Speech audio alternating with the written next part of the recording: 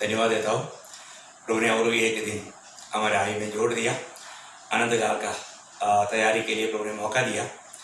अभी खास करके मैं पवित्र लोगों के लिए बहुत धन्यवाद देता हूँ, क्योंकि आपका दिल में प्रभु ने प्रभु का वचन के प्रति एक भूख प्यास दिया है। प्रभु का वचन के महत्व लोग जानना चाहिए, क्योंकि इस वचन अगर नहीं मिला होता तो हमें आशा नहीं मिलता था और हमें हमारा भविष्य के बारे में कुछ भी मालूम नहीं होना था। ये सारा घटना घट गया, परंतु ये वचन अगर हमारे पास नहीं पहुंचने से हमारे ज़िंदगी की अवस्था क्या होता था। परंतु प्रभु हमें अपना सत्य वचन भेजा। लेकिन मैं एक बात आपसे सवाल करना चाहता हूँ कि आप इन दिनों में प्रभु का वचन होता से पा रहा है, परंतु वो वचन के अनुसार आपका जीवन बदल रहा है कि नहीं। आप जरूर वचन को सुन रहे हो, लेकिन उस वचन के अनुसार अपना जीवन को बदलता है कि नहीं। क्योंकि हमें रोज रोज हम समझ करके हमारे जीवन बदलना चाहिए। क्या आज आपसे प्रभु ने बात किया? जो भी सवेरे उठने के बाद में अगर आप प्रभु का वचन पढ़ा है तो प्रभु का वचन पढ़ने के समय में प्रभु हमसे जरूर बात करता है। आज बहुत बार लोग बहुत जल्दी वचन पढ़ लेता है। वो एक बोलेगा तो रूढ़ी परंपरा का पढ़ाई हो गया, वो एक पट्टी का हो गया। लेकिन वचन पढ़ना ऐसा नहीं। हमें जरूर आज का दिन, अभी आज इस वक्त में ये सुनने वाला सब पवित्र लोगों से मैं आपको पूछना चाहता हूँ, आज आपने क्या पढ़ा? आप पढ़ने से आपको वो वचन आपसे क्या बात किया? आपने उस पर ध्यान किया या सिर्फ आपने झूठा तसल्ली के लिए चलो मैंने एक चैप्टर पढ़ लिया, नहीं तो एक पैराग्राफ पढ़ लिया, ऐसा कार्य किया? प्रियो, एक बात जरूर आप जानना, इन दिनों में आपको प्रभु ने समय बहुत दिया है। बोलने का मतलब पहले आपके पास समय नहीं था, क्योंकि सवेरे उठना, अपनी तैयारी करके अपनी मतलब ब्रेकफास्ट बनाओ, ये करो वो करो, फिर ड्यूटी में भागो, बहुत बात था। पर तो अभी प्रभु ने घर के अंदर बैठने के लिए आज्ञा दिया। अभी घर में बैठा, घर में बैठे बैठे बहुत समय दिया। शायद ये समय आप किस रीति में इस्तेमाल करता है, ये समय आप प्रभु का वचन के साथ कैसा नाता रखता है, वो वचन को आप किस रीति में उसको पढ़ाई करता है, ये बहुत मौत की बात है। क्योंकि ये प्रभु का वचन है, ये प्रभु का वचन हम किस रीति में उसके साथ नाता जोड़ता है, नाता रखता है, ये मतलब आनंदता में हमारे जीवन में हमें जो होने वाला जो बात है वो बात को ये वचन में रहता है। इसलिए इस वचन में हमको परख कर देखना है, ये वचन मुझसे क्या कहता है। एक प्रकार सच्चा आत्मा में पढ़ने वाले व्यक्ति को मैं एक बात याद रखना चाहता हूँ, आप वचन नहीं पढ़ रहे हो, वचन आपको पढ़ रहे हो, वचन आपको पढ़ रहा है। तो ये कौन जान सकता जो वास्तव में आत्मा में रह करके प्रभु से मैं बात कर रहा हूँ या प्रभु मुझसे बात कर रहा है, ये बात का विश्वास करने वाले लोगों को यह अनुभव रहेगा। इसलिए अगर आप प्रभु का वचन पढ़ने के समय में मतलब प्रभु मुझसे बात कर रहा है और ये वचन में मेरे जीवन का बहुत कम्युनिटी मुझे दिख रहा है और वो वचन के अनुसार मेरे जीवन को बदलना चाहिए, वो कार्य अगर हम नहीं करता तो ये सारी बात धोखा है। इसलिए मैं हर एक पवित्र लोगों को आज इन दिनों में जरूर आपको ज़्यादा से ज़्यादा वचन सुनने के लिए मौका मिल रहा है, और तो ये वचन सुनने के बाद में वो वचन के अनुसार अपना जीवन बदलता है कि नहीं, ये जरूर परखना। क्योंकि प्रभु ये वचन आपके ओर भेजा तो प्रभु का उद्देश्य है आप जरूर मसीह के जैसा बने। प्रभु यीशु मसीह के जीवन में स्वभाव में उसके जैसा बनने के लिए प्रभु ने दिया हुआ हमारा आत्मिक उन्नति के लिए, हमारा पितरीय मनुष्यत्व की बढ़ोतरी के लिए प्रभु ने हमारे लिए दिया हुआ ये संदेश है। इसलिए मैं आशा करता हूँ आप जरूर ये वचन पर और भी गौर देंगे, ये वचन को और भी मतलब दिल लगा करके, मन लगा करके उसको पढ़ेंगे। पिछले दिनों में जो भी वचन आया आपके पास, वो वचन सुनने के बाद आपने उस पर ध्यान किया है कि नहीं, ये वचन मुझसे क्या कह रहा है, ये वचन के अनुसार मेरा जीवन आज कहाँ पर है, ये वचन मुझसे क्या कहता है, मेरे जीवन में और भी बदलाव का जरूरत है क्या। अगर ये बात को अगर हमने नहीं परखा, नहीं जांचा, तो एक प्रकार हम प्रभु का वचन सुनने के बाद में उसको अमल ना करने के कारण अपने आप को धोखा देता है। इसलिए हम अपने आप को धोखा देने वाला ना बने। इवन हम प्रभु का वचन सुनने के लिए और भी अधिक उत्साह दिखाया, एक प्रकार उत्साह अच्छी बात है, परंतु वो वचन सुनने के बाद में उस वचन के अनुसार जीवन को अगर नहीं बदला तो वो व्यक्ति बहुत बड़ा धोखा में है। इसलिए जो इसने ये वचन भेजा, आपको सबको याद है मेरा एशिया 11 का हमारा 55 का 11 में लिखा है, जो मेरा वचन जो मैंने कहा मैंने तुम्हारे ओर भेजा, वो वचन जिस काम के लिए मैंने भेजा वो काम करते बिना मेरे पास लौट कर नहीं आएगा। प्रभु का मुंह से निकला हुआ वचन है, ये प्रभु ने कहा हुआ वचन है, ये वचन उसका कार्य करेगा। तो अगर हम प्रभु का वचन सुना, प्रभु का वचन हमारे पास आया, वो वचन प्रभु चाहने वाला वो काम हमारे जीवन में कर पाया कि नहीं। हम जब तक उस वचन के साथ सम्मति नहीं होगा, उस वचन के अनुसार जीवन बिताने के लिए एक निर्णय नहीं लेगा, तब तक प्रभु उस कामों को हमारे जीवन में नहीं कर पाएगा। इसलिए प्रियो, जरूर प्रभु का वचन सत्य है, प्रभु बहुत उद्देश्य के साथ ये वचन हमारे पास भेजता है। और आपको मालूम है यिर्मयाह 1:12 में लिखा है कि उस वचन जो मैंने भेजा उसको पूरा करने के लिए मैं जागृत हूँ। पर प्रभु ने भेजा हुआ वचन को प्रभु पूरा करेगा ही, है ना। आज मानव दुनिया में कोई नहीं सोच सकता कि इस प्रकार का एक वातावरण दुनिया में आ सकता था करके, परंतु मानव इतना प्रभु ने दुनिया को ये बात का समझ दिया है कि दुनिया कितना भी अपने आप में घमंड करे, परंतु प्रभु के लिए एक छोटी बात काफ़ी है कि उस बात को भी इंसान नहीं सामना कर सकता। शायद इंसान बहुत घमंड किया, हम बहुत बुद्धिमान हैं, हमसे बहुत कुछ कर सकता है, लेकिन वो सारा घमंड एकदम शून्यता में आया।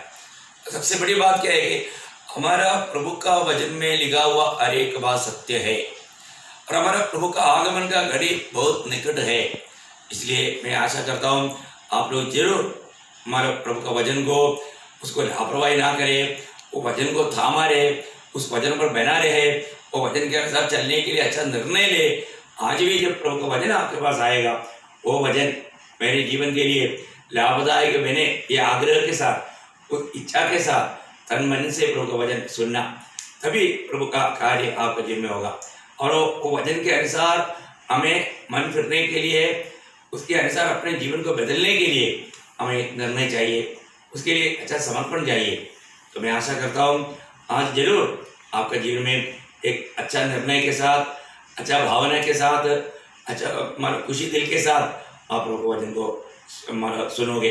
प्रभु को धन्यवाद देता हूँ। कल हमने बोल करके कदम किया था कि प्रभु की आत्मा हमारे में रहता है। हम ये दुनिया के लोगों के जैसा नहीं, दुनिया के लोगों के पास प्रभु नहीं, प्रभु की आत्मा भी नहीं, परंतु जिनको भी नया जन्म का अनुभव है, जो भी उद्धार पाया है, जो भी पाप क्षमा पाया है, प्रभु उसके साथ है, प्रभु की आत्मा उसमें है। ये बात हमने कल देखा, आखिर वहाँ पर हमने रुका था, क्योंकि शायद मेरे ख्याल में दूसरा कोरिन्थियों 6 का 16 वचन पढ़ करके हमने समाप्त किया था। मतलब प्रभु जब हमारा जीवन में है तो हमें और लोगों से प्रभु ने अलग करके रखा है। एक सच्चा पवित्र जीवन, प्रभु के साथ का जीवन, वो एकदम एक अलग वाय के जीवन है। तो प्रभु ने इस रीति में हमें क्यों अलग किया है, ये बात मैं आपको बताना चाहता हूँ। क्योंकि हमारा प्रभु ने दुनिया से हमको अलग किया, वो बात मैं आपको आगे समझाऊंगा। लेकिन मैं एक बात आपको बताना चाहता हूँ, हमारे लिए हर एक बातों के लिए हमारा प्रभु यीशु मसीह आदर्श है। जब यीशु मसीह ये दुनिया में जीवन बिताया, उसी प्रकार का एक जीवन हमें बिताना है। वो जीवन का एक भेद मैं आपको पहले आपको बताना चाहता हूँ। जरूर हमारा ये चिंता, मतलब हमारा जीवन मसीह के लिए होना चाहिए, मसीह हमारे में जीना चाहिए। तो मसीह हमारे में जीने के लिए यीशु मसीह कैसा जीवन बिताया, यीशु मसीह का जीवन हर बात के लिए हमारे लिए आदर्श है। ऐसा है तो यीशु मसीह का जीवन यीशु मसीह नहीं जी रहा था, यीशु मसीह में पिता जी रहा था। वो पिता का भेजा हुआ था और उसमें पिता जी रहा था। यीशु मसीह नहीं जिया, वास्तव में पिता जिया।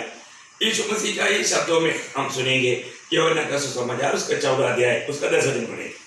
क्या तू विश्वास नहीं करता कि मैं पिता में हूँ और पिता मुझ में है? ये बातें जो मैं तुमसे कहता हूँ अपनी ओर से नहीं कहता, परंतु पिता मुझ में रहकर अपने काम करता है। पिता मुझ में रहकर अपना काम करता है। देखो कितना अनोखा बात है ना। मतलब हमें अपने जीवन में जानना है कि पुत्र को पिता एक पात्र बना करके पिता उसमें होकर के लोगों से बात किया।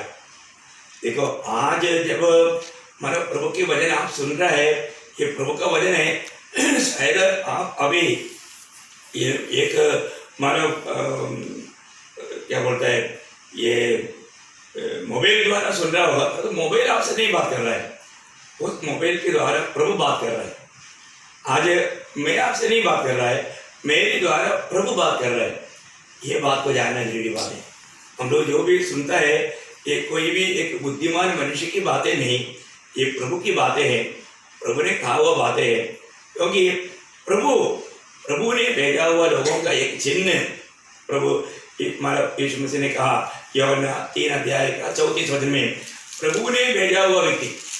अभी पिता ने भेजा, पुत्र ने बात किया, पुत्र ने बात किया, पुत्र के द्वारा पिता बात किया। उसी प्रकार यहाँ पर यूहन्ना 3:34 में क्योंकि जिसे परमेश्वर ने भेजा है वह परमेश्वर की बातें कहता है, क्योंकि वह आत्मा नाप नाप कर नहीं देता। देखो मतलब परमेश्वर का भेजा हुआ व्यक्ति का चिन्ह वो परमेश्वर की बातें कहता है। अभी यीशु मसीह ने खुद कहा मैं ये दुनिया का नहीं, मैं ऊपर से आया। तो यीशु मसीह ऊपर से आया। यीशु मसीह ने जो बात किया वो बात यीशु मसीह की बात नहीं था, पिता की बातें था। यूहन्ना 7 अध्याय उसका 16 वचन पढ़ना। यूहन्ना 7 अध्याय ये वचनों को बहुत गौर देकर सुनना। यीशु ने उन्हें उत्तर दिया, मेरा उपदेश मेरा नहीं, परंतु मेरे भेजने वाले का है। मेरा भेजने वाला का है। देखो इतना मतलब अनोखा बात है। मैं जो उपदेश देता हूँ वो मेरा नहीं, मेरा भेजने वाला का है। तो ये महत्वपूर्ण बात है। मैं एक बात आपको याद रहना चाहता हूँ, अगर आप एक मसीह व्यक्ति है, आप एक क्रिस्ती व्यक्ति है, बिल्कुल आप ये दुनिया का नहीं है। प्रभु ने हमें नया जन्म के द्वारा हमें स्वर्ग का बनाया। आज हम ये दुनिया में परदेशी है। ये बाइबल हमें स्पष्ट कहने वाला बात है, स्पष्ट कहने वाला बात है। आज हमें एक बहुत बड़ा जिम्मेवारी है। यीशु मसीह हमारे लिए आदर्श देकर गया। यीशु मसीह की जीवन हमारे लिए सब बात के लिए एक आदर्श था। तो हमको ये जानना है आज मेरे जीवन में यीशु मसीह कैसे बात किया, ऐसा बात मैं कर पा रहे क्या? क्योंकि हमारा बात सुनने वालों को प्रभु यीशु मसीह का शब्द है करके जानना चाहिए। उनसे यीशु मसीह बात कर रहा है ये अनुभव चाहिए। ऐसा अनुभव नहीं होता इसको मतलब हम प्रभु के हाथ में प्रभु के महिमा के लिए इस्तेमाल नहीं हो रहे। हमारे जीवन में प्रभु हमारे द्वारा बात कर रहा है करके एक गवाही होना। वहाँ पर प्रभु यीशु ने कहा और भी एक शब्द यूहन्ना का सुसमाचार 12 अध्याय का 49-50 वचन में से मैं आपको सुनाना चाहता हूँ। बहुत ध्यान से सुनिएगा। यूहन्ना 12 अध्याय का 49-50। क्योंकि मैंने अपनी ओर से बातें नहीं की, परंतु पिता जिसने मुझे भेजा है उसी ने मुझे आज्ञा दी है कि क्या क्या कहूँ और क्या क्या बोलूँ। और मैं जानता हूँ कि उसकी आज्ञा अनंत जीवन है। इसलिए मैं जो कुछ बोलता हूँ वह जैसा पिता ने मुझसे कहा है वैसा ही बोलता हूँ। देखो मतलब जैसा पिता ने मुझसे कहा वैसा ही बोलता है। मतलब प्रभु का खुद का कुछ भी नहीं प्रभु ने कहा। इतना बातों में तक प्रभु यीशु मसीह आत्मा से बिल्कुल कंट्रोल किया हुआ अवस्था था। तो कितना अनोखा बात है। आज हमारे जीवन में हम जो भी किससे भी बात करता है तो प्रभु ने दिया हुआ बातें हम कहता है कि नहीं? क्योंकि वही वचन में आत्मा और जीवन है। वही वचन एक व्यक्ति का जीवन को बदल सकता है ना। प्रेषित पौलुस हमेशा एक हिम्मत से एक बात कहता था। दूसरा कोरिन्थी उसका 13 अध्याय उसका 3 वचन में प्रभु का दास बहुत सुंदर विधि में उसका वर्णन करके कहता है। हमारा दूसरा कोरिन्थी 13 अध्याय का 3 वचन, क्योंकि तुम तो इसका प्रमाण चाहते हो कि मसीह मुझ में बोलता है। देखा तुम लोग ढूंढ रहे हो है क्या वास्तव में मसीह उसमें बोल रहा है? देखो, बहुत बड़ी बात है, बहुत बड़ी बात है। अपना जीवन में मैं बोल रहा है या मसीह बोल रहा है, ये बात को जानना ये बहुत जरूरी बात है। जिस व्यक्ति में नया जन्म हुआ है वो व्यक्ति में मसीह का जन्म हुआ है। यीशु मसीह हमारे में जन्मा है, बहुत बड़ी बात। नया जन्म पाने के द्वारा, इसलिए मैंने आपको कल भी आपको बहुत साफ साफ बताया था यूहन्ना का सुसमाचार में से उसका 3 अध्याय का 7 वचन में, जब निकोदेमुस से खाने के समय में मानो इसका महत्व बहुत जोर दे करके प्रभु ने बोला यूहन्ना 3 का 7 में, अचंबा न कर कि मैंने तुझसे कहा तुझे नए सिरे से जन्म लेना आवश्यक है। देखा, मैंने तुमसे कहा तुम्हें नया सिरे से जन्म लेना आवश्यक है, उसमें जोर दिया। एक व्यक्ति नया जन्म नहीं पाता तो फिर वो प्रभु का मार्ग पर चल नहीं पाएगा। सबसे बड़ी बात है कि हमारा नया जन्म, हम एक नया सृष्टि है करके हमारे जीवन में अनुभव होना। वही बात मतलब गलाती पत्रियों को लिखने के समय में, गलातियों का पत्री उसका 6 अध्याय उसका 15 वचन में प्रेरित पौलुस गलाती मंडली को समझाने के टाइम पर उधर बहुत अन्य उपदेश आया, परंतु वो उपदेश मतलब उस समय में यहूदी धर्म से मसीह में आकर के यहूदी धर्म की बातों को भी मसीह जीवन में मानव घुसाने के लिए कोशिश करने वाले लोग आया, बहुत बहुत बातें आया, उनको व्यवस्था में खींच कर ले जाने की कोशिश किया, परंतु वहां पर मतलब प्रभु का दास कहता है उसका गलातियों 6 अध्याय का 15 वचन, क्योंकि न खतना और न खतना रहित कुछ है परंतु नई सृष्टि। अभी मतलब उन लोग आकर के अभी तुमको खतना लेना पड़ेगा, तुम्हारा खतना नहीं हुआ, ऐसी से बातें बोल करके उनको फंसाने की कोशिश किया। उनको एक प्रकार मसीह से व्यवस्था में ले जा रहा था, और तो यहाँ पर प्रभुदास कहता है कि मानव तुम्हें ये जानना है नया सृष्टि है, मतलब खतना नहीं, मतलब ना। वहाँ पर मानव मुझे एक बार एक भाई मानव वो जब मानव कोई अरबी देश में गया था, मैं वो देश भूल गया, लेकिन उनको वहाँ पर एक यहूदी विश्वासी मिला। यहूदी विश्वासी मिला तो उनको बोला कि तुम विश्वासी है ना, लेकिन तेरा विश्वास में अभी तुम मतलब प्रभु का नहीं बना, तुझे प्रभु का बनना है तो तुझे खतना लेना पड़ेगा। वो व्यक्ति मतलब उनके साथ इस्राएल जाने के लिए तैयार हो गया, उनका फ्लाइट बुकिंग भी किया, लेकिन अचानक उस समय में मैं पांडुप में गया था, उस समय में मतलब उधर अपना भाई ने कहा कि ऐसे से अपना पुराना भाई अभी मतलब खतना लेने के लिए मतलब इस्राएल में जा रहा है। मैंने क्यों नहीं, उधर कोई यहूदी विश्वासी मिला, उन्होंने बोला तुझे खतना भी लेना है तभी तुम्हारा उद्धार पूर्ण होगा। वो बात में उन्होंने मतलब उनकी बातों में बह गया। ये गलातियों में वहां पर 5 अध्याय का 4 वचन में लिखा है, अब आप देखिए कितना अनोखी बात है। तुम जो व्यवस्था के द्वारा धर्मी ठहराना चाहते हो मसीह से अलग और अनुग्रह से गिर गए हो। देखा, अनुग्रह के द्वारा तुम्हारा उद्धार हुआ है। बाद में खतना की बात बोल करके व्यवस्था की बातों में जाने का मतलब क्या है, हमें अनुग्रह से गिराना। देखो वो भाई से उन्होंने बात कराया, मैं एक शब्द ही पढ़ाया तो उसको बुद्धि खुल गया। उन्होंने बोला नहीं भाई बेटे जाऊंगा, अच्छा हो गया। समय पर उसके 3 दिन के बाद वो जाने वाला था। उन्होंने बोला बेच गया, बोला देखा समय पर बात किया और उसको समझाया तो व्यक्ति मतलब उस बातों में फंसा नहीं। मतलब जो व्यक्ति को प्रभु का वचन का सच्चा प्रकाश नहीं है तो एक्चुअली क्या है कि कई लोगों को मतलब प्रभु में बैठने का इच्छा रहता है। कई बात क्या होता है ना, मतलब कई बार कई लोगों को प्रभु में अच्छा दौड़ता है, वो अच्छा दौड़ने वालों को पीछे खींचने से नहीं मिलता तो शैतान क्या करता है, आगे को धक्का मार देता है। तो धक्का पीछे से जोर से दौड़ने वालों को एक धक्का भी मिल गया तो वो जा करके आगे जाके गिर जाता है, मुंह पर गिर जाता है। कई लोगों को दौड़ में धीमा करने के लिए वो कोशिश करता है, धीमा नहीं होता है तो फिर वो कुछ विरोधी क्या करता है ऐसा। इसी प्रकार अभी उसको प्रभु में आगे बढ़ने का बहुत इच्छा है, मुझे और भी मसीह के रूप बनना है, और तो उस समय में इस प्रकार का झूठे लोग आकर के बड़ी आराम से उनको फंसा देगा। उनको बोलेगा देखो तुझे अभी पुराने नियम का कुछ बातों को पढ़ करके सिखाएगा, बताएगा। देखो अब्राहम को क्या बताया था और इसराइल के लोग कैसे करते थे, इसलिए तुझे भी ये खतना रहना है। खतना पक्का जरूरत बात है। देखा, परंतु यहाँ पर इस प्रकार का उपदेश उन दिनों में भी गलाती मंडली के बीच में आया था। उन्हें मिला हुआ अनुग्रह के द्वारा मिला हुआ उद्धार से वंचित करने के लिए झूठे लोग, है ना। इस प्रकार मैं आपको बोलता हूँ, इस आखिरी समय में हम लोग कितना सावधान रहना चाहिए। अगर हम लोग जीवन में सावधान नहीं रहेगा, सबसे बड़ा धोखा हो जाएगा। तो अभी हमारा पुराना जीवन, पुराना बातों को हमने त्यागा है कि नहीं, है ना। अभी पूर्ण रूप में मैं मसीह में आ गया तो मैं एक नया सृष्टि है। वचन में बताया हुआ अवस्था हमारे जीवन में अनुभव में होना चाहिए।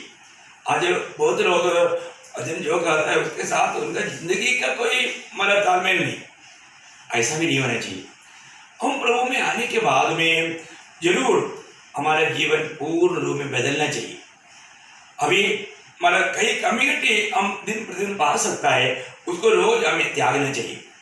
जैसा अभी दूसरा कुरिन्थी 5:17 में लिखा है कि जो कोई मसीह यीशु में है वो नया सृष्टि है, वो नया सृष्टि है। यीशु में आ गया तो वो नया सृष्टि है। पुराना बातें बीत गया, देखो सब कुछ नया हो गया। हमारे जीवन में हर एक बात नया बना है कि नहीं ना, उसके बारे में एफेसियों का पत्री में पौलुस कहता है। एफेसियों का पत्री 4 अध्याय उसका 22 से 24 तक का वचन में, एफेसियों का पत्री उसका 4 अध्याय का 22 से 24, कि तुम पिछले चाल चलन के पुराने मनुष्यत्व को जो भरमाने वाली अभिलाषाओं के अनुसार भ्रष्ट होता जाता है उतार डालो। पुराना जीवन की जो भी बात है वो क्या है, वो हमें मसीह जीवन से दूर कराएगा। देखो वहां पर लिखा हुआ पुराना मनुष्य की बात वापस त्याग पढ़ना, कि तुम पिछले चाल चलन के, पिछली चाल चलन, हमारा पिछला चाल चलन वो मसीह में आने के बाद में वो उसमें से एक भी बात हमारे साथ नहीं होना। पिछले चाल चलन बिल्कुल हमारे जीवन को प्रभु से दूर करने वाला बातें था, प्रभु का योग्य कुछ भी नहीं था। पिछले चाल चलन के पुराने मनुष्यत्व को जो भरमाने वाली अभिलाषाओं के अनुसार भ्रष्ट होता जाता है। देखो उस जीवन में हम उन अभिलाषाओं के कारण भ्रष्ट होते जा रहा था। प्रभु का दृष्टि में हमारा रूप बहुत बदलते बिगड़ते जा रहा था। ऐसा अभिलाषा, ऐसा पाप का स्वभाव से उतार डालो, उसको उतार डालना। ऐसा कोई भी बात अभी भी दिखता है तो वो बात को हमें उतार डालना। प्रभु यीशु मसीह को अपनाने के बाद में, नया जन्म पाने के बाद में, अगर आप वचन रूपी दर्पण के सामने सही प्रकार अपने जीवन को परखेगा तो पुराना जीवन का कई बात अभी भी हमारे जीवन में देख सकता है। जितना अधिक आप उस वचन रूपी दर्पण के सामने एकदम ज्योति में देखोगे, बिल्कुल कई बातें हमारे जीवन में देख सकता है। हम अधिक मतलब ज्योति में चलते जाना, है ना। जब यशायाह ने भी अपने जीवन में मतलब दूसरे को दोष लगाते रहा, और तो जब प्रभु को उसकी महिमा में सिंहासन में बैठे हुए देखा, अब वो खुद बोलता है मैं आंसू धोने वाला मनुष्य। और उस समय में उसने दूसरे को नहीं देखा, अपने आप को देखा। हमारे जीवन में आज बहुत मसीह लोगों का एक बहुत बड़ा एक गलती क्या है, वो दूसरे की गलतियां ढूंढते रहता है। दूसरे की कमजोरियों को ढूंढ करके दूसरे से विदा करके बाढ़ करके चलना, ये वो व्यक्ति सही उधार पाया हुआ नहीं हो सकता। ऐसा कार्य करने वाला इतना प्रभु को घृणित है। दूसरे लोगों में कुछ गलती है क्या, उनमें कोई कम्युनिटी है क्या, है ना। हमको किसी का पीछे ऐसा लोगों का कम्युनिटियों को देखने के लिए भेजा नहीं। हमें यीशु मसीह का गवाही दे करके मसीह में बैठने के लिए प्रभु ने चुना। वो काम हमें देखना, हमारा कम्युनिटी को देखो, हम अपने जीवन को देखो। हमारा जीवन हमारे गलतियों को अगर नहीं देखेगा तो एक बार प्रभु यीशु ने खुद बोला कि कई लोग ऐसा है अपनी आंख में लकड़ी पड़ा है और दूसरे की आंख में पड़ा हुआ एक छोटा सा सिक्का को वो निकालना चाहता है। प्रभु बोलते पहले अपनी आंख से लकड़ी निकालो, तब वो दूसरे का ठीक से दिखाई देगा, सही प्रकार काम कर पाएगा। हमारे जीवन की कम्युनिटियों को ना समझते हुए है ना, जीवन में दूसरे के ऊपर दोष लगाने के लिए दूसरे का कमी गट्टी ढूंढने वाला स्वभाव, कितना दुख की बात है। ये सब पुराना स्वभाव है। तो मसीह में आने के बाद में वो पुराना स्वभाव कभी किसी प्रकार भी ना रहे। पहले बात है ना, आज भी उधार पाए हुए बहुत लोग अपने भाई बहनों में मसीह को नहीं देख पा रहे, उसको ठीक से नहीं दिखता। जो भी व्यक्ति उधार पाया है, हमें उसमें उनमें मसीह को देखना चाहिए। यहाँ पर हम लोगों को ये जानना, अभी देखो अभी एक पुलिस यहाँ पर यूनिफॉर्म में आएगा तो हम किसको देखता है? पुलिस। हम बोलेगा पुलिस आया, नहीं समझा? तो यूनिफॉर्म देख करके हम पहचानते हैं। उसी प्रकार यहाँ पर भी जो एक सुंदर वर्णन करता है। हाँ, आगे पढ़िए। और अपने मन के आत्मिक स्वभाव में नए बनते जाओ। देखा, अपने मन के आत्मिक स्वभाव में नया बनते जाओ। कल से बढ़ करके आज मैं प्रभु में कहाँ तक नया बनते जा पाता है? मैं नया बन रहा है कि नहीं? मैं बदलते जा रहा है कि नहीं? बहुत बड़ी बात है। हमारा प्रभु हमारे आत्मा में आया, हमारा आत्मा को जिलाया। अभी पूर्ण रूप में एक आत्मिक जन्म होकर के दिखाई देना, हमें मिलने वाले लोग जरूर गवाही देना चाहिए कि ये एक सच्चा मसीह व्यक्ति है, ये एक सच्चा मसीह व्यक्ति है। ऐसा एक गवाही होना कितना श्रेष्ठ बात है। हमारे जीवन दूसरों के लिए प्रभु के पीछे चलने के लिए प्रोत्साहन मिलना, हमारे जीवन को देख करके लोग को बोलना चाहिए आपका ईश्वर मुझको भी चाहिए। जैसे अभी मालव रूत ने नवोमी को बोला, नवोमी कुछ भी कारण से अभी मैं तुझे नहीं छोड़ेगा, क्योंकि नवोमी के साथ रह करके इस्राएल की परमेश्वर का वर्णन जरूर नवोमी हमेशा रूत और ओर्पा को सुनाता था।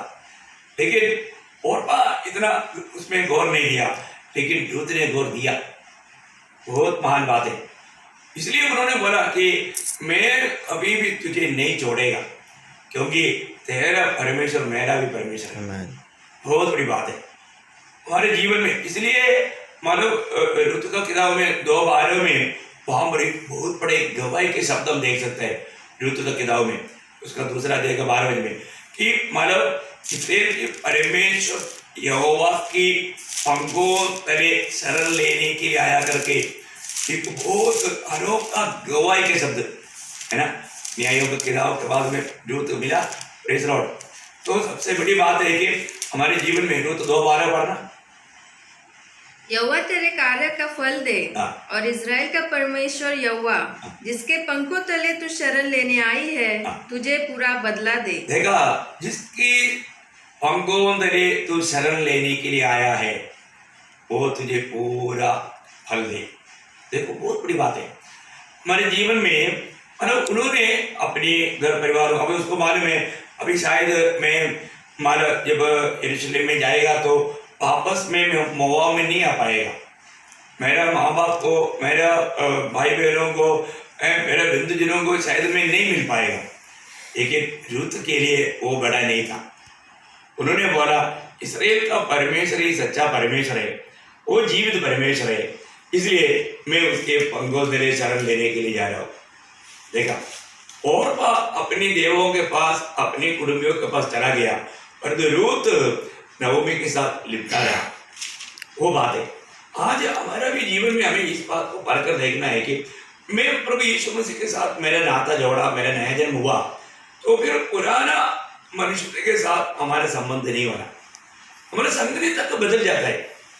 एक नया जन्म पाया व्यक्ति का एक खूबी ऐसा है। इसलिए वहां पर एफेसियों उसका 4 अध्याय हम 22 पढ़ा, 23 पढ़ा, आगे पढ़ा। और नए मनुष्यत्व को पहन लो, जब परमेश्वर के अनुरूप सत्य की धार्मिकता और पवित्रता में सृजा गया है। देखा, मतलब हमें उस नया मनुष्यत्व को पालना, नया मनुष्यत्व को पालने का अर्थ यीशु मसीह को पालना। बहुत बड़ी बात है। नया मनुष्य प्रभु यीशु मसीह। हमारे में हमेशा कौन दिखना चाहिए? हमने जिसको पाना वो ही दिखेगा ना। गलातियों 3:27 में भी हम देखता है कि अपने जीवन में जो भी व्यक्ति प्रभु में आया उनको जरूर मसीह में बपतिस्मा मिला। वो बपतिस्मा पाया वो हर एक लोग किसको पाना करके, गलातियों 3:27, और तुम में से जितनों ने मसीह में बपतिस्मा लिया है उन्होंने मसीह को पहन लिया है। देखा, यहाँ पर हम मसीह को पहन लिया। एक नर्स को देखते ही हम बोलेगा ये नर्स है, एक डॉक्टर को देखते ही हम बोलेगा हाँ ये डॉक्टर है, एक पुलिस को देखते ही हम बोलेगा ये पुलिस है ना। मतलब एक एक जन को उनका यूनिफॉर्म देख करके हम उसको पहचान लेते हैं। ऐसे है तो एक नया जन्म पाया हुआ एक विश्वासी को देखते ही हम उनमें किसको देखना चाहिए? प्रभु यीशु मसीह को। हम प्रभु यीशु मसीह को हमें उसमें दिखना चाहिए, इतना प्रभाव हमारे जीवन में होना चाहिए, है ना। मैंने ऐसा सुना है, हमारा स्वामी विवेकानंद ने कहा यदि प्रभु यीशु मसीह ने जैसे कहा वैसे अगर मसीह लोग जीता, ये दुनिया में और कोई और दूसरा कोई धर्म नहीं रहता। सिर्फ भारत की बात नहीं, दुनिया में और कोई धर्म नहीं रहता। ये तो धर्म सब मनुष्य ने बनाया, पर तो मसीह लोग प्रभु यीशु मसीह के कहने के अनुसार उनका कहने के अनुसार नहीं जी रहे। हमें इतना अधिक हम मसीह को जीना चाहिए, पर हम मसीह को नहीं जीता। अभी हमने देखा प्रभु यीशु मसीह जब दुनिया में आया, यीशु मसीह ने पिता को जिया, यीशु मसीह स्वयं नहीं जिया। तो यीशु मसीह के जीवन का पूरा लक्ष्य क्या था? जब यूहन्ना 4:34 में प्रभु ने कहा कि मेरा भेजने वाला का इच्छा निभाना ही मेरा भोजन है। देखा, मेरा भेजने वाला का इच्छा निभाना ही मेरा भोजन है। तो अभी प्रभु यीशु मसीह मानो अपना भेजने वाला का इच्छा को सबसे अधिक महत्व दिया, सबसे अधिक महत्व दिया। ये प्रभु में एक सच्चा आत्मिक जन होकर के जीना चाहता है तो ये दुनिया की बातों को अगर हम पहला स्थान देगा, वो व्यक्ति बहुत बड़ा धोखा में है। अनंत काल की बातें, प्रभु की इच्छा। देखो ईयोब इतना परम भक्त क्यों बना? उसका जीवन का एक बहुत बड़ा सुंदर गवाही प्रभुत्र लोगों को कई बार सुनाया, शायद आपको याद होगा। ईयोब 23 अध्याय का 12 वचन में ईयोब का कहना एक गवाही के शब्द यह है। ईयोब उसका 23 अध्याय का 12 वचन, उसकी आज्ञा का पालन करने से मैं न हटा, और मैंने उसके वचन अपनी इच्छा से कही, अधिक काम के जानकर सुरक्षित रखे। इसका मतलब आपको समझ में आया? वो वचन से शायद उसका अर्थ आपको सही में नहीं आया होगा। अपनी इच्छा से बढ़कर बोलने का मतलब अपने भोजन भक्तों से बढ़कर, वो इच्छा का जो उसका अर्थ क्या है? अपनी दुनिया में खाना पीने से बढ़कर, मतलब मुझे भूख ले रहा है पर तो उस भूख लेने पर भी मैं उससे बढ़कर मैं प्रभु का वचन को खाना चाहा, मैं उस वचन को प्राप्त करना चाहा। कितना बड़ा भूख प्यास है आप देखो। आज कम से कम लिखित रूप में प्रभु का वचन हमारे पास आया। ईयोब के समय में इसमें से एक भी किताब नहीं था। आप सोचो, ईयोब के समय में इसमें से एक भी वचन लिखा है क्या? नहीं, क्योंकि ईयोब तकरीबन अब्राहम का समकालीन था। अब्राहम का समय में वचन नहीं था। आप देखो, मूसा के द्वारा हमारा 5 किताब लिखा गया, इसका मतलब बहुत बड़ी बात है। उसके बाद में फिर इसराइल के पास एक किताब आया, परंतु मतलब ईयोब के पास नहीं था। ईयोब ने सब सुना है, सुना वो बातों में इतना गौर दिया। अभी आप सोचो, वो व्यक्ति ने इतना प्रभु को इतना सम्मान किया। आज उसी परमेश्वर का जीवित वचन हमारे हाथ में अपनी भाषा में प्रभु ने पहुंचाया। उसके लिए प्रभु ने कितने पवित्र लोग उसके लिए कितना तकलीफ सका, ये सब हमें प्रेम करके प्रभु ने किया। बहुत, मैं तो बोलता हूँ ये वचन हमारे हाथ में आया, ये वचन के लिए हम कितना प्रभु को धन्यवाद देना चाहिए, है ना। परमेश्वर स्वयं वचन देहधारी होकर के ये दुनिया में आया।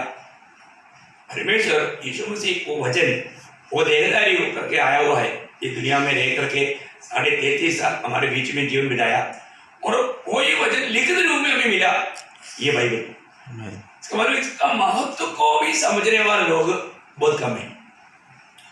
वही वचन देहधारी हुआ वो यीशु मसीह, और वो वचन लिख करके हमारे हाथ में आया। आज हमारे हाथ में रहने वाला वचन का महत्व लोग समझता है क्या? उस वचन को उसका गौरव से समझता है क्या? नहीं समझता ना। इस वचन का गौरव जानेगा तो हम लोग इस वचन को कभी भी मानो छोड़ेगा नहीं। आपको याद होगा यिर्मयाह 15:16 में यिर्मयाह ने कहा कि मैंने यहोवा के वचन को खा करके खा लिया। खाने से क्या हुआ? मेरा दिल में बहुत आनंद हुआ।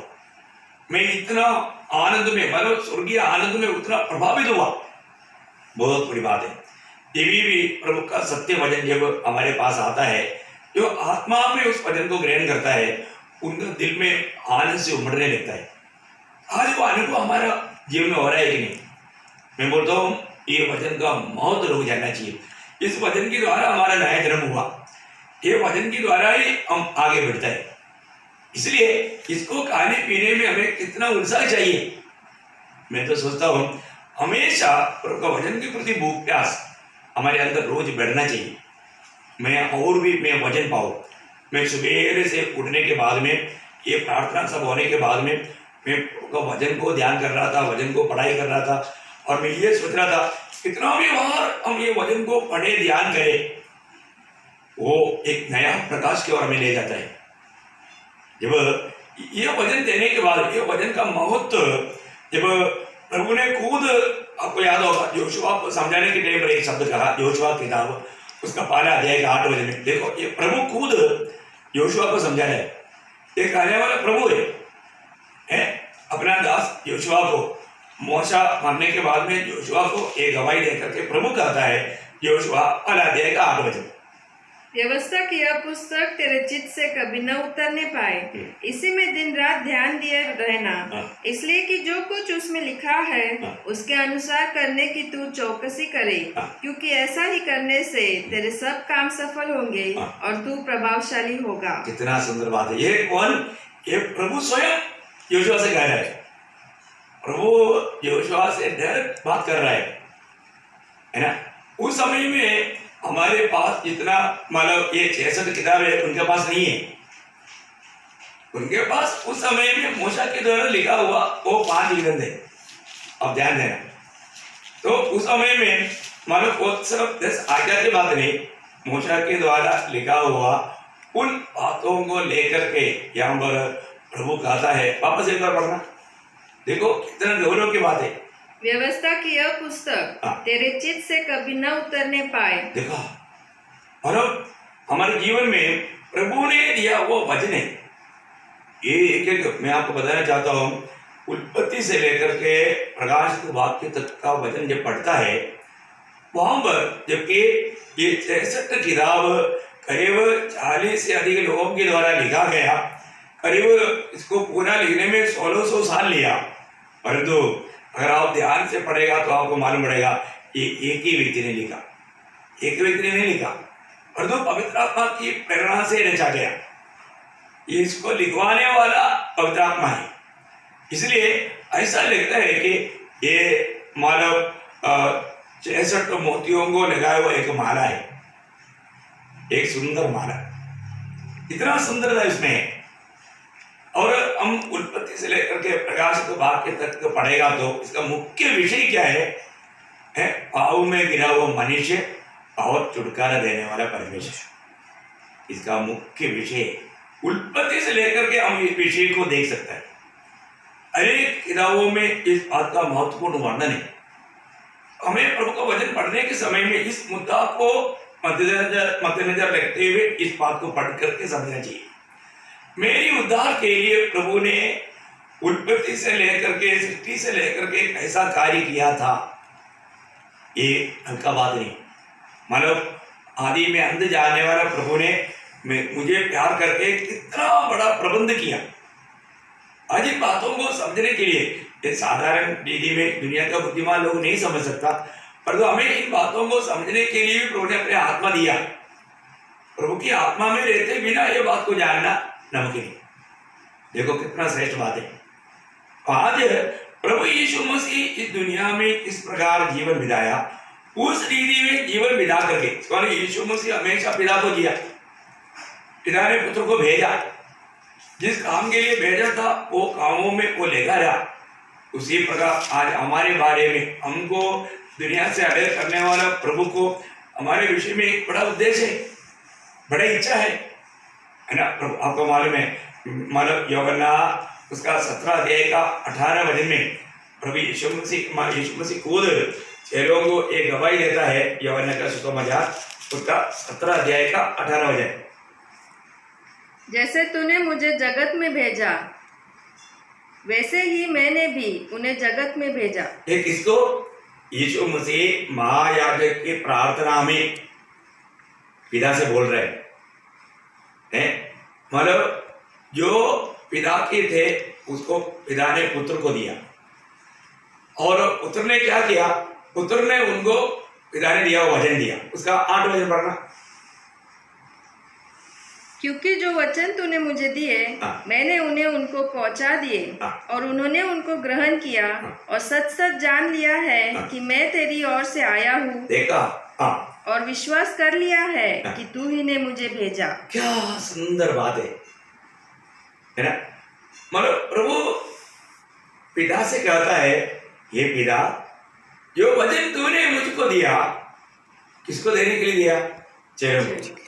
मतलब पिता ने पहले से अपने पुत्र में चुना हुआ लोगों को देने के लिए पिता ने वचन भेजा पुत्र के हाथ में, और पुत्र बोलता है, जो वचन पिता तूने मुझको दिया मैंने उनको दिया।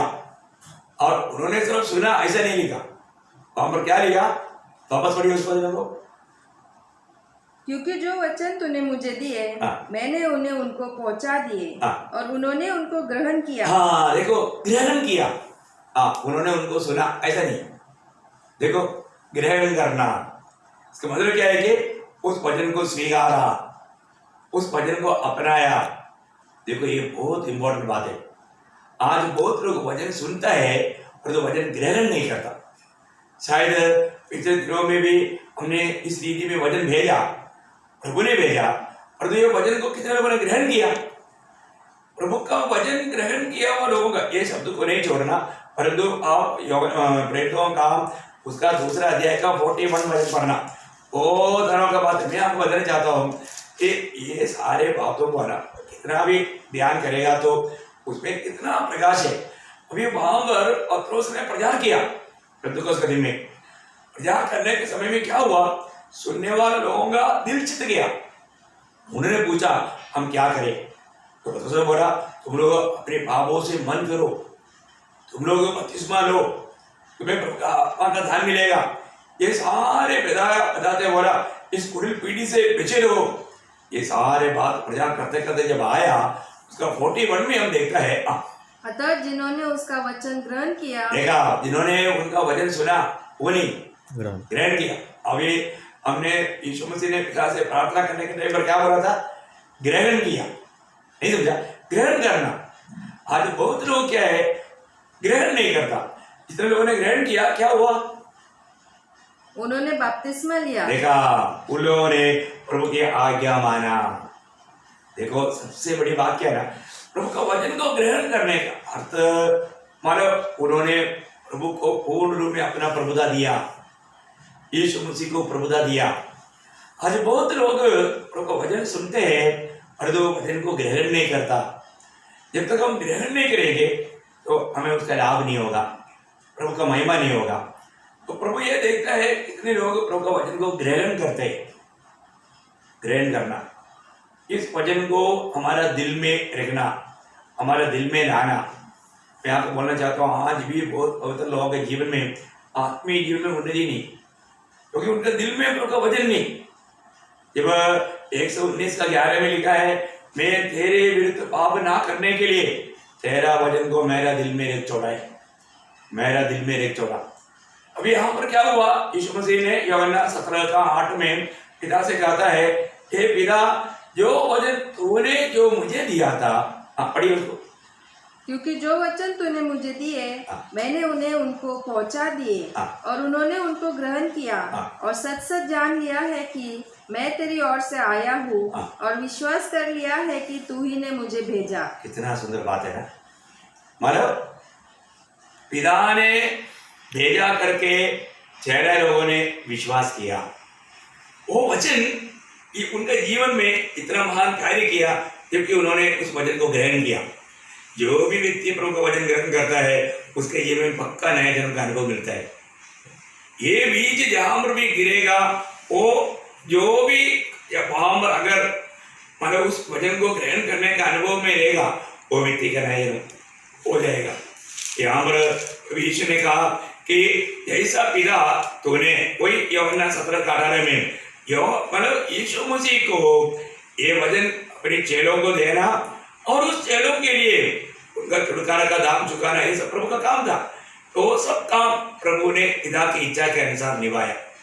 बहुत बड़ी बात है ना। पढ़ रहे उसका 17:18 वापस। जैसे तूने मुझे जगत में भेजा, वैसे ही मैंने भी उन्हें जगत में भेजा। देखा, अभी मतलब अभी हमारे हाथ में प्रभु ने क्या दिया?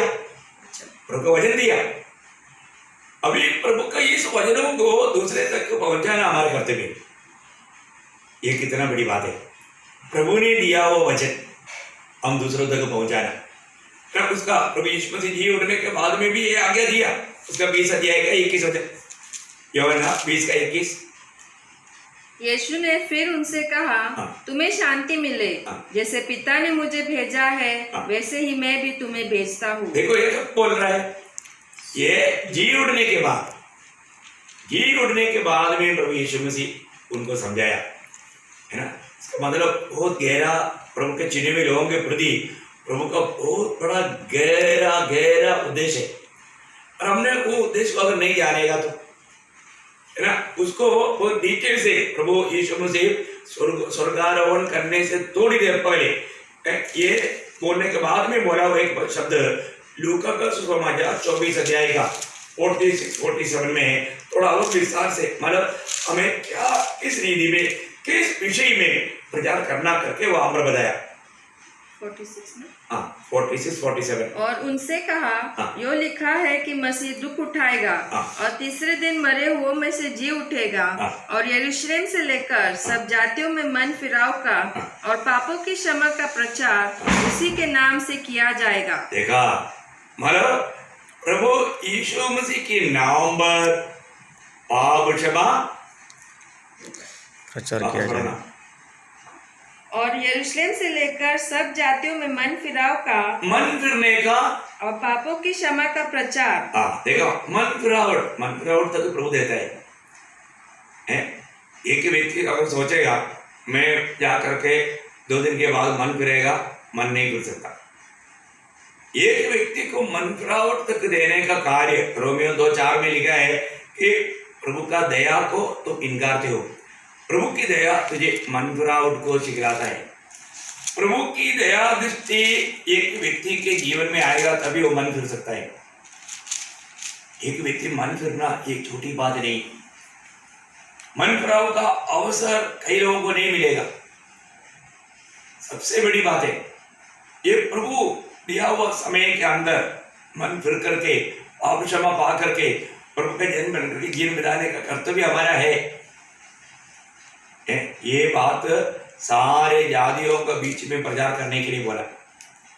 इस विषय में प्रचार है ना। आज अगर हम विषय को बदलेगा तो आज बहुत लोग मानो दूसरे प्रकार का एक दूसरा यीशु का है मानो एक प्रचार करता है। लेकिन प्रभु ने जो कहा हुआ प्रचार, प्रभु यीशु मसीह जो हमारे लिए ये दुनिया में आकर सूर्य पर मर करके जी उड़ा, स्वर्ग में गया, आज भी अपने निकट आने वालों के लिए विनती करता है। वो प्रभु यीशु मसीह का उस मृत्यु किसके लिए था, क्यों था, ये बातों को समझाने के लिए, उसको समझा करके उन्हें मनफिरावट के आह्वान करने के लिए, उन्हें प्रभु यीशु मसीह के नाम पर मिलने वाला पाप क्षमा का बारे में समझाने के लिए भेजा। आज पाप क्षमा का बारे में लोगों को समझाता नहीं। अभी मतलब पिछले दिन में एक मतलब औरत काम करने के लिए आता है ना, वो मुझे मतलब कल बोल रहा था। अभी मैंने 2 दिन पहले उसको थोड़ा आधा घंटा बैठा करके वचन सुनाया। कई बार उनको बताया, लेकिन क्या वो हमेशा बिजी में रहता है। लेकिन मैं बोला देखो, आपका जीवन के बहुत भाव के बाद अभी तो कोरोना के कारण ज़्यादा जगह पर काम करने के लिए जाने का आपको जरूरत नहीं पड़ता। एक आज के दिन थोड़ा सुनो बोला, उन्होंने सुना ना, वो बोलता है कि मुझे कल एक ऐसा झूठ बोलने का अवस्था आया, पर तो आपका बताया वो वचन मुझे याद आया, इसलिए मैंने झूठ नहीं बोला, सच बोला। मैं बोला चलो आप एक काम अच्छा किया, लेकिन इससे आप स्वर्ग नहीं जाएंगे।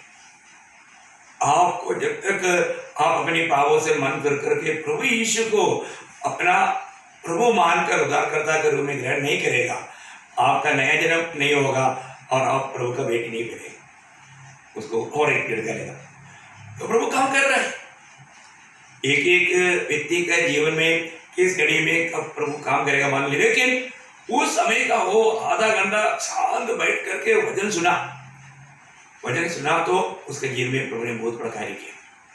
उतना में उसको झटकाया।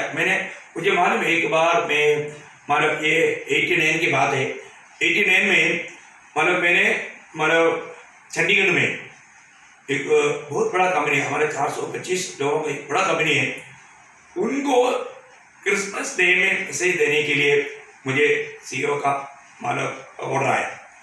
तो उनको मालूम है कि ये उनका संदेश देता है। पूरा बटालियन का पूरा लोग बैठ करके एकदम बहुत डिसिप्लिन के साथ अब आप सोचो एक मिनी कन्वेंशन में भी इतना ध्यान से लोग नहीं सुनता, क्योंकि हमारे इधर लोग हिल नहीं सकता, इतना अच्छा रीति में ध्यान से सुना। और जब मैं वचन सुना रहा था उस समय में सीईओ ने जाकर बीच में पूछा, तुम्हें एक सवाल है। मैं पूछा हाँ सर। बोला शराबी आदमी स्वर्ग जाएगा क्या? अभी आपको मालूम है आर्मी का लोग क्या करता है, शराब पीता है।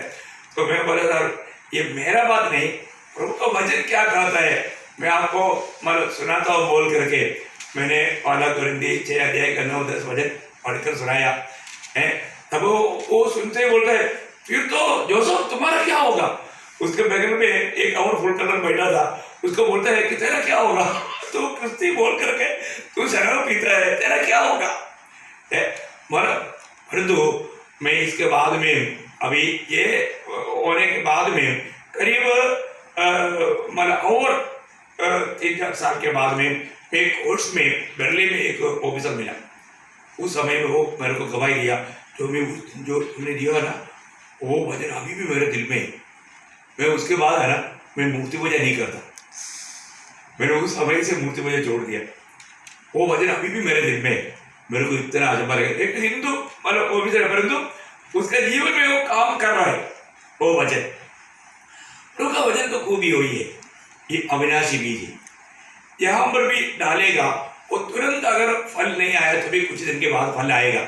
मैं आपको बोलता हूँ जब मैं 91-92 में हिमाचल में था, मैं हिमाचल में बहुत गांव में जाकर के वचन सुनाया।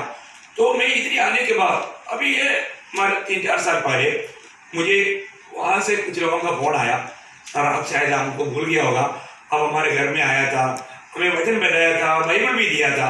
लेकिन उस समय में हम वो वचन को सुना, वो वचन हमको अच्छा लगा, लेकिन हम प्रभु को ग्रहण नहीं किया। पर तो अभी हम प्रभु को ग्रहण किया, बपतिस्मा भी लिया, अभी हम संगति में बराबर जाता है और हम प्रभु में बहुत आनंदित है। आपका फोन नंबर मिला इसलिए आपको फोन करके ये खुशी की खबर बता रहा हूँ कि ये संदेश आपके द्वारा प्रभु ने हमारे घर में भेजा, और वो समय से प्रभु हमसे बात किया। देखो कितना साल पहले की बात है, आप सोचो 91 की बात है। 91 की बात यहाँ पर 2015-16 में उनका फोन आया था, इसका मतलब कितना साल हो गया। इतने साल के बाद में उन लोगों के जीवन में पूरे कार्य किया। ऐसे तो बहुत अनुभव मैं आपको बताना चाहता हूँ, इसलिए बोलता है कि प्रभु का वचन को बहुत जाना। आज प्रभु ने इस वचन को सुनाने के लिए देखो हमारे जीवन में रुकावट आएगा। जब प्रेरितों के जीवन में रुकावट आया, प्रेरितों का 5 अध्याय उसका 20 वचन में हम देखते हैं कि जब मतलब वहां पर उनको बंद किया, बंद करने के टाइम पर प्रभु ने क्या किया वहां पर आप देख सकता है। प्रेरितों का 5 अध्याय का 20 वचन, जाओ मंदिर में खड़े होकर इस जीवन की सब बातें लोगों को सुनाओ। हाँ देखा, ये जीवन की सब बातें लोगों को सुनाओ, ये जीवन की बातें है। प्रभु ने उनको आजाद किया, प्रभु के लोगों को प्रभु आजाद करेगा, प्रभु कार्य करेगा। तो सबसे बड़ी बात क्या है कि प्रभु ने हमारे हाथ में जीवन का वचन दिया। हम ये वचन जहाँ पर भी जा करके हमारा बोएगा, उस वचन उनके जीवन में कार्य करेगा। शायद हम सोचेगा देखो मैंने वचन सुनाया परंतु उन्होंने कुछ ऐसा प्रतिक्रिया नहीं किया, मतलब हाँ हमको वचन चाहिए, तो हम थोड़ा सोचे, कुछ भी नहीं बोला, कभी भी दुखी नहीं होना। प्रभु का वचन उनका दिल में गया है, जरूर प्रभु काम करेगा। होने के अर्थ मैं प्रभु का चुना हुआ है, तो मैं प्रभु का भेजा हुआ है, तो मेरा काम है प्रभु का काम करना। वो यीशु मसीह का गवाही है। देखो प्रभु यीशु मसीह ने मेरे जीवन को बदला, वो प्रभु आपका जीवन को भी बदलेगा। ये हमें संदेश उनको देना है। हम प्रभु में है तो अभी ये सब काम हमें कैसे करना है, क्योंकि ये जो काम करता है हम दुनिया के लाभ के लिए नहीं करता, ये सब आनंदता के लिए। आज हम जो प्रभु यीशु के लिए, प्रभु के खातिर, प्रभु की महिमा के लिए जो भी काम कर रहे हैं, इसका पूरा फायदा कब मिलेगा है? मृत्यु के द्वार से हम पार होने के बाद उस आनंद काल में मिलने वाला बात है। देखो इसी कारण मतलब कोलोसियों का पत्री 3 अध्याय के 1-2 वचन में प्रेषित पौलुस कोलोसियों मंडली को समझाते हुए कहता है, कोलोसियों उसका 3 अध्याय का 1-2 वचन, अतः जब तुम मसीह के साथ जिलाए गए तो स्वर्गीय वस्तु की खोज में रहो, जहाँ मसीह विद्यमान है और परमेश्वर के दाहिने ओर बैठा है। पृथ्वी पर की नहीं परंतु स्वर्गीय वस्तुओं पर ध्यान लगाओ। देखा, हमारा ध्यान पूरा, हमारा खोज पूरा स्वर्गीय वस्तु में होना, मतलब स्वर्ग में प्राप्त होने वाला उस प्रतिफल के बारे में। अभी इसके लिए इस छोटा सा जीवन में हम प्रभु का काम, प्रभु ने जो काम दिया वो काम करते जाना। हमारे जीवन में हमेशा मैं किस रीति में प्रभु को प्रसन्न कर पाऊँ, है ना, इस लक्ष्य में जीवन बिताना। प्रभु बार बार कहता है पहले उसके राज्य और धार्मिकता की खोज करो। आज भी सवेरे उठने के समय में हमारे जीवन का लक्ष्य क्या था? हम अपने लिए सोच रहा था, इस दुनिया की बातों पर हमारा मन बदल रहा था या स्वर्गीय बातों पर था? अनंत काल में मैं प्रभु के उपस्थिति में कैसा सम्मान पाएगा? प्रभु मुझे देख करके क्या बोलेगा? मेरे भले विश्वास योग्य दास करके प्रभु मुझे बोलेंगे क्या? ये मेरा प्रिय करके प्रभु बोलेंगे क्या? ये हमें परखना है। निश्चय देखो, हम लोग इस जीवन में मिला हुआ समय हम कैसा, किसके लिए इस्तेमाल कर रहा है, ये बात को हमें परखना चाहिए। अगर मैं प्रभु का बन के आए तो मैं प्रभु का है करके कैसे हम लोग यकीन कर सकता है? मैं उसके लिए एक सुंदर शब्द मैं आपको पढ़ाना चाहता हूँ। मैं प्रभु का बन के आए तो मेरा कर्तव्य, मैं प्रभु का बन के आए तो मैं क्या करेगा? गलातियों का पत्री में उसका 5 अध्याय का 24 वचन में प्रेषित पौलुस एक सुंदर गवाही देता है। बहुत गहरा वचन है, आप जरूर उस पर ध्यान दीजिए। और जो मसीह यीशु के हैं, उन्होंने शरीर को उसकी लालसाओं और अभिलाषाओं समेत क्रूस पर चढ़ा दिया है। वो शब्द क्या कहता है? जो मसीह यीशु का है। इसका मतलब वो व्यक्ति को ये बात को अंगीकार करना है, अभी मैं और किसी का नहीं, मैं प्रभु यीशु मसीह का है।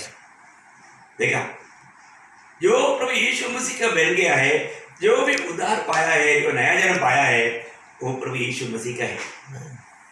यीशु मसीह का है तो उन लोगों का कर्तव्य क्या? उन्होंने अपने शरीर को, पढ़िए उसको, शरीर को उसकी लालसाओं और अभिलाषाओं समेत। अभिलाषाओं, देखो मनुष्य जब इस दुनिया में रहता है, ये शरीर में रहता है, ये शरीर में कई लालसा रहता है, कई अभिलाषा रहता है, शारीरिक अभिलाषा, शारीरिक मोह ना, ये मनुष्य को बहुत कलंकित करता है, ये हमें प्रभु से दूर करता है। ऐसे बातों पर हमें अशुद्ध करके प्रभु से दूर कराने के लिए शैतान इस्तेमाल करता है। बहुत बड़ी बात है। प्रभु का वचन कहता है, जो लोग मसीह का बन गया है, उन्होंने शरीर को उसकी मानव अभिलाषा और मोह के समेत सूली पर चढ़ा दिया। खत्म कहानी। सूली पर चढ़ गया है तो वो बात खत्म हो गया। बहुत बड़ी बात है। आज भी हम अपनी इच्छा और अभिलाषा पूरा करने की दौड़ में है या प्रभु की इच्छा निभाने की दौड़ में है? हम अपनी शारीरिक अभिलाषाओं के अनुसार जीवन बिताएगा तो फिर वो धोखा में होगा, है ना। एक शारीरिक व्यक्ति शरीर पर ही मन लगाता है, उनकी बात स्वर्गीय बातों पर लग ही नहीं सकता। जब रोमियो के पत्री में सुंदर रीति में प्रभु वचन गाता है, रोमियो उसका 8 अध्याय है, उसका 6, 7, 8 वचन बहुत गंभीर वचन है।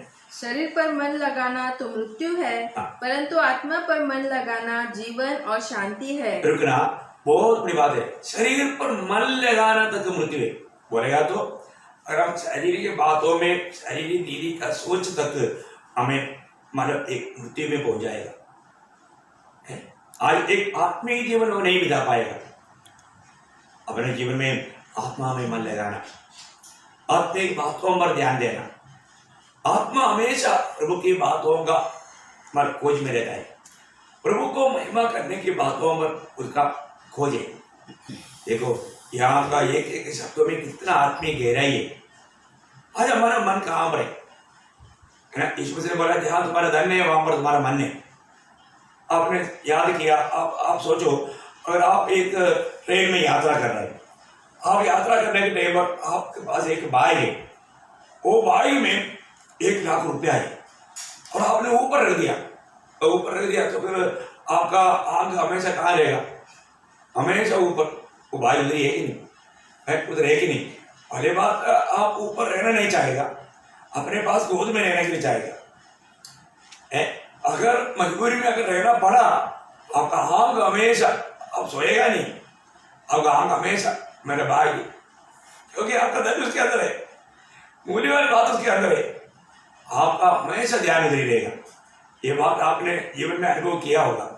इसी प्रकार प्रभु का वचन कहता है जहाँ तुम्हारा धन है वहां तुम्हारा मन है। आज हमारा धन स्वर्ग में है तो हम स्वर्गीय बातों पर मन लगाएगा। अभी हमारा धन स्वर्ग में है तो आज जीवन में वो आत्मा में मन लगाएगा, क्योंकि उसको आत्मिक बातों का घोर है। हाँ, अभी 7-8। क्योंकि शरीर पर मन लगाना तो परमेश्वर से बैर रखना है। देखा, ये तो उसका मालूम क्या है कि अगर हम शरीर पर मन लगा रहा है तो हम परमेश्वर का दुश्मन बन रहे हैं। ये सब बातों पर कितनी बहुत लोग सोचता है। हमारे जीवन में ये बात पर गौर देना चाहिए है? अगर हम शरीर पर मन लगा रहा है तो परमेश्वर का हमें बैर कर रहा है, हम प्रभु को बैर कर रहे हैं, नफरत कर रहे हैं। क्योंकि न तो परमेश्वर की व्यवस्था के अधीन है और न हो सकता है, और जो शारीरिक दशा में है वे परमेश्वर को प्रसन्न नहीं कर सकते। देखा, जो शारीरिक दिशा में है वो परमेश्वर को प्रसन्न नहीं कर सकता। इतना सत्य चेतावनी। आज मतलब जो मैं मसीह का है, तो मसीह के लोगों ने क्या किया? शरीर को उसके लालसाओं और इच्छाओं समेत, मोह समेत सूली पर चढ़ा दिया है। ये मसीह के लोगों का एक चिन्ह है। मैं एक तो बात बोल करके खत्म करूंगा, समय ज्यादा हो गया, प्लीज। तो मैं एक दो बात बोल करके समाप्त करूंगा। हमारे जीवन में रोज रोज हमें स्वयं को इनकार करना जरूरी है। ये बात पर जरूर सावधान रहना चाहिए, है ना? जब लूका 9 अध्याय का 23 वचन, एक मसीह जीवन में मसीह लोगों का कर्तव्य में है, एक वाहनों का कर्तव्य, वहां पर यीशु मसीह बोलता है, लूका 9 अध्याय का 23 वचन। उसने सबसे कहा, यदि कोई मेरे पीछे आना चाहे तो अपने आप से इनकार करे और प्रतिदिन अपना क्रूस उठाए हुए मेरे पीछे हो ले। देखा, प्रतिदिन, ये हमें प्रतिदिन करना है। पहली बात, हमें अपने आप को या हमारा स्वयं को इनकारना, हमारा स्वयं को इनकार करके हम प्रतिदिन सूली ले करके प्रभु के पीछे चलना, बहुत बड़ी बात है ना? मतलब प्रभु की इच्छा को अपनी इच्छा जान करके उस ढाल पर चलने वाले व्यक्ति को जरूर कई प्रतिकूल में, कई कष्टों में, कई दुखों में होकर के गुजरना पड़ेगा। मसीह जीवन एक साधारण जीवन नहीं, बहुत अनोखा जीवन है। मैं बोलता हूँ सभी उद्धार पाए हुए लोग अपने जीवन को परखना चाहिए। आज मेरे जीवन में उस उद्धार के आनंद में, उद्धार का सच्चा अनुभव में मैं जीवन बिता पा रहा है कि नहीं? आज प्रभु के आत्मा चलाने वाला अनुभव मेरे जीवन में है कि नहीं? यीशु मसीह जब ये दुनिया में था उस समय में पिता को जिया, उसी प्रकार आज मैं जब ये शरीर में है तब मैं मसीह को जी पा रहा है कि नहीं? है ना? गलातियों 2:20 में और उसने गवाही दिया कि मैं मसीह के साथ सूली पर चढ़ाया गया। अब मैं नहीं, मसीह मुझ में जीवित है। प्रियो, आज हम यकीन अपने आप को परख कर जानो, यीशु मसीह ये दुनिया में जब जीवन बिताया, यीशु मसीह नहीं जी रहा था, पिता जी रहा था, पिता बात कर रहा था, पिता कार्य कर रहा था। ऐसा है तो हमारे यहाँ पर पौलुस भी ये गवाही देता है, प्रभु का चेला ये गवाही दे रहा है, आज मैं नहीं, मसीह मुझ में जीवित है। यही है एक सच्चा मसीह जीवन। यीशु मसीह मुझ में जीवित हो करके अगर हम गवाही नहीं दे पाया तो उसको मसीह जीवन नहीं कहता। इसलिए प्यारे पवित्र लोगों से एक नम्र विनती करता हूँ, आप सिर्फ ये वचन को सुना ऐसा मत करो, आप इस वचन पर ध्यान करो, इस वचन को थोड़ा परखो। आज भी प्रभु का वचन संदेश मुझे क्या बताया, मेरे जीवन में अभी भी मुझे बदलने का जरूरत है क्या? आज भी मैं जी रहा है या मसीह मुझ में जी रहा है? प्रभु यीशु मसीह में आने के बाद में फिर हमें खुद जीने के लिए परमिशन नहीं, यीशु मसीह हमारे में जीना है, वह हमारे जीवन को ले चलना है, तभी वो एक सच्चा मसीह जीवन रहेगा, नहीं तो हमें खुद लज्जित होना पड़ेगा। तो मैं आशा करता हूँ जरूर आप इन वचनों पर अधिक गौर देंगे और भी आप ध्यान करोगे, जैसे प्रभु ने योशुआ को बताया उस प्रकार ये वचनों को अपना मन में रखे और उसको दिन रात मनन करे, आपका हर एक बात सफल हो, आप विजयी जीवन बिता सके, प्रभु के आगमन में उसके सामने लज्जित ना होना पड़े। तो मैं बहुत धन्यवाद करता हूँ आज भी इस रीति में आपके साथ थोड़ी प्यार भजन के द्वारा बांटने के लिए प्रभु ने मौका दिया, उसके लिए प्रभु को बहुत धन्यवाद देता हूँ। अगर प्रभु का आगमन आज अगर नहीं हुआ, कल का पुनरुत्थान के दिन में जरूर हम लोग उसमें ज़्यादा लोगों को मिल पाएगा, देख पाएगा मोंटी के घर में। तो मैं आशा करता हूँ आप लोग तैयार रहना, 8:30 बजे बराबर आना। आप लोग जैसा कई लोगों का आदत है ले जाता है, लेट नहीं आना, बराबर 8:30 बजे उसकी इंतजार में। और जिसको देखने का मौका नहीं मिल रहा है उनको भी अपने घर में इकट्ठा करो, लेकिन उनको भी ये वचन सुनने के लिए मौका दो, क्योंकि इस प्रकार नया जन्म पाया हुआ एक व्यक्ति को लेकर के कल शायद मैं आपसे बात करना चाहता हूँ मैं, इसलिए चाहे तो मैं आपका एडवांस में वो भाग भी बता देता हूँ ताकि आप उस तैयारी के साथ रह पाए। वो पत्रोस के जीवन के बारे में है, उसके लिए आपको पढ़कर आना है। लूका 10:1-11 वचन, लूका 5:1-11 होमवर्क, इसको भी पढ़कर ध्यान करके आना ताकि मैं मतलब प्रभु में आए हुए व्यक्ति का बदलाव कैसा है वो बात को मैं आपको विस्तार से समझा सकूं। मैं आपको बहुत से एक बात धन्यवाद देता हूँ। मेरे साथ मतलब विवेक भी है और दीपिका भी है, उनका भी मसीह नमस्कार देता हूँ। आप सबको प्रभु आशीष दे। Praise Lord, thank you, God bless you abundantly.